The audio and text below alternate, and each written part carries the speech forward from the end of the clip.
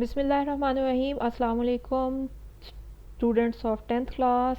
इस्लामियात लाज़मी की क्लास में आपका लेक्चर नंबर 11 है, जो कि हदीस नंबर 16 के मुतालिक है, जिसमें हम रोज़ेदार के लिए जो दो खुशियों का अल्लाह ताला ने वादा फरमाया है उसके बारे में पढ़ेंगे। इससे पिछले लेक्चर में जो हदीस नंबर 15 के मुतालिक था, उसमें आप रमज़ान के रोज़ों का अजर व सवाब पढ़ा था। आइए हदीस को पढ़ते हैं। बिस्मिल्लाहिर्रहमानिर्रहीम। लिस्साइमी फ़रहतानी फ़रहतुन इंदा अफ़तारिही व फ़रहतुन इंदा लिक़ाई रब्बिही। लिस्साइमी लिए रोज़ा, फ़रहतानी दो खुशियाँ, फ़रहतुन एक खुशी, इंदा पास अफ़तारिही अफ़तारी के वक्त, व फ़रहतुन और खुशी, इंदा पास लिक़ाइही मुलाकात के, रब्बिही अपने रब से। बामुहावरा तर्जुमा है इसका, रोज़ेदार के लिए दो खुशियाँ हैं, एक खुशी उसके अफ्तार के वक्त और एक खुशी अपने रब से मुलाकात के वक्त की। रोज़ा इस्लाम का चौथा रुकन है। रोज़े को अरबी में सोम कहते हैं। इसके मायने हैं रुक जाना, किसी काम को तर्क कर देना। इस शरई इस्लाम में रोज़े से मुराद सुबह सादिक से लेकर गुरूब आफ्ताब तक खाने पीने और दीगर ख्वाहिशात से परहेज़ करना है। रोज़ेदार के लिए साइम का लफ्ज़ इस्तेमाल किया जाता है। रमज़ान मुबारक के रोज़े सन 2 हिजरी में फ़र्ज़ हुए, जो हर आकिल बालिग तंदुरुस्त मुकीम मर्द और औरत पर फ़र्ज़ हैं। बीमार और मुसाफिर रोज़ा छोड़ सकते हैं, लेकिन तंदुरुस्त होने पर मुसाफिर घर आने पर छोड़े हुए रोज़ों को रख कर इसकी तादाद को पूरा करेगा। रोज़े की अहमियत अज़रूए कुरान और हदीस। कुरान पाक में अल्लाह ताला फरमाते हैं, ऐ ईमान वालों, तुम पर रोज़े फ़र्ज़ किए गए जैसा कि तुमसे पहले लोगों पर फ़र्ज़ किए गए थे, ताकि तुम परहेज़गार बनो। एक और जगह अल्लाह ताला फरमाते हैं कि बस तुम में से जो कोई इस महीने को पाले, उसे चाहिए कि इसमें रोज़े रखे। हुज़ूर सल्लल्लाहु अलैहि वसल्लम ने फरमाया, हदीस कुदसी है कि इंसान का हर अमल उसका होता है, मगर रोज़ा मेरे लिए है और मैं ही इसका बदला दूंगा। एक और जगह फरमाया, रोज़ा गुनाहों के खिलाफ ढाल है। फिर फरमाया, रोज़ेदार के मुँह की बू अल्लाह के नज़दीक खुशबू से भी ज़्यादा पसंदीदा है। अब हदीस के पहले हिस्से की तरफ आते हैं।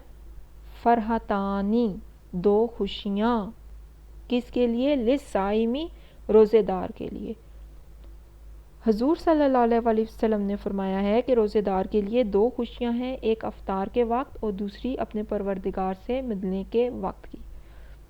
अफ्तार के वक्त कौन सी खुशी मिलती है? अफ्तार के वक्त रोज़ेदार को दो तरह की खुशियाँ मिलती हैं, एक रूहानी खुशी और एक मादी खुशी।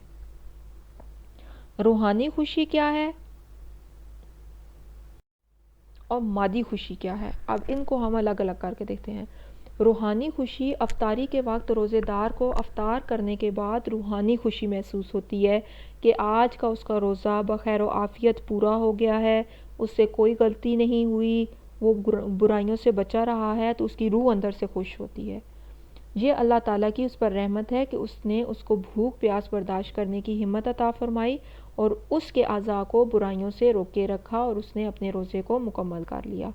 दूसरी खुशी जो इंसान को मिलती है वो मादी खुशी होती है, यानी उसको खाने पीने की अल्लाह ताला की बहुत सारी नेमतें अफ्तारी के वक्त मुयस्सर आती हैं, तो वो खुश होता है कि पूरा दिन भूख प्यास बर्दाश्त करने के बाद उसको अल्लाह ताला की बहुत सारी नेमतें हासिल हुई हैं और जो पूरे दिन से जिस्म में कमज़ोरी महसूस हो रही थी वो दूर हो जाएगी और उसमें एक ताज़गी और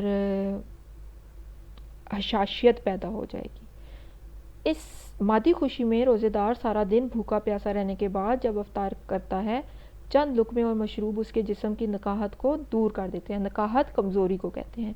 और वो फ़रहत महसूस करता है और फिर ये ख्याल कि सहरी तक जब खाने पीने की इजाज़त है उसको खुश व खुरम कर देता है और वो अपने रब का शुक्र अदा करता है और फिर पूरा दिन भूख प्यास पर सब्र करने का अजर उसमें खुशी की लहर पैदा कर देता है। हदीस में है, रमज़ान का महीना सब्र का महीना है और सब्र का बदला जन्नत है।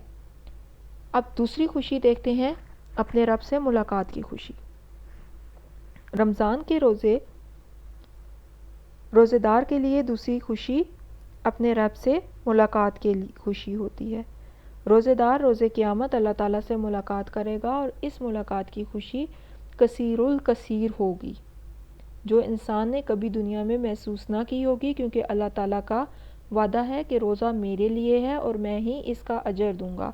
اب چاہے وہ ایک روزے کا اجر 10 گنا دے، 100 گنا دے، 1,00,000 گنا دے، یہ اللہ ہی جانتا ہے کہ وہ اس روزے کا ایک روزے کا کتنا اجر دے گا۔ تو ہم پر 29 یا 30 روزے فرض کیے گئے ہیں، تو اب 29 اور 30 روزوں کا اجر اللہ تعالیٰ کے پاس کتنا ہوگا یہ ہم نہیں جانتے۔ اللہ تعالیٰ فرماتے ہیں، اور یہ وہ مہینہ ہے کہ اس میں اللہ تعالیٰ نے قرآن پاک نازل فرمایا ہے۔ ایک حدیث میں ہے، روزہ اور قرآن قیامت کے دن مومن کی سفارش کریں گے۔ یہی وجہ ہے کہ روزہ دار اپنے رب سے ملاقات کی خوشی کے لیے، جنت کے حصول کے لیے دن بھر بھوک پیاس برداشت کرتا ہے، دیگر خواہشات اور برائیوں سے محفوظ رہنے کی کوشش کرتا ہے، اور رمضان میں قرآن پاک کی تلاوت کرتا ہے، رمضان کی راتوں میں قیام اللیل کرتا ہے، یعنی تراویح پڑھتا ہے، نوافل پڑھتا ہے، تہجد کا اہتمام کرتا ہے۔ تو یہ تمام چیزیں وہ سچی خوشی حاصل کرنے کے لیے کرتا ہے، تاکہ جب اس کی اپنے رب سے ملاقات ہو تو وہ اس سچی خوشی کو حاصل کر سکے۔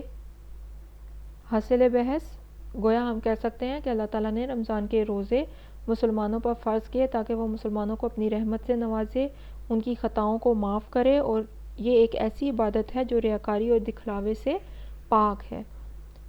یہ عبادت روزے دار اور اللہ تعالیٰ کے تعلق کو ظاہر کرتی ہے۔ اس مہینے میں لیلۃ القدر کی رات آتی ہے، جو رمضان کے آخری عشرے میں ہر طاق رات میں سے کوئی بھی ہو سکتی ہے، 21ویں رات، 23ویں، 25ویں، 27ویں اور 29ویں، جو 1000 مہینوں کی راتوں سے افضل ہے، جس میں فرشتے اللہ کا حکم لے کر اترتے ہیں اور مومنین پر اور اللہ کے انعامات و اکرامات کی بارش کرتے ہیں۔ حضور صلی اللہ علیہ وسلم نے فرمایا، روزے دار کا سونا عبادت اور اس کا خاموش رہنا تسبیح ہے۔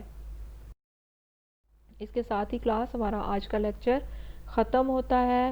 مجھے امید ہے کہ یہ لیکچر آپ کو بہت اچھے طریقے سے سمجھ آ گیا ہوگا۔ اپنی کاپیوں پہ اس حدیث کو آپ نے لکھنا ہے اور یاد کرنا ہے، اپنی دعاؤں میں یاد رکھیے گا۔ جزاک اللہ خیر۔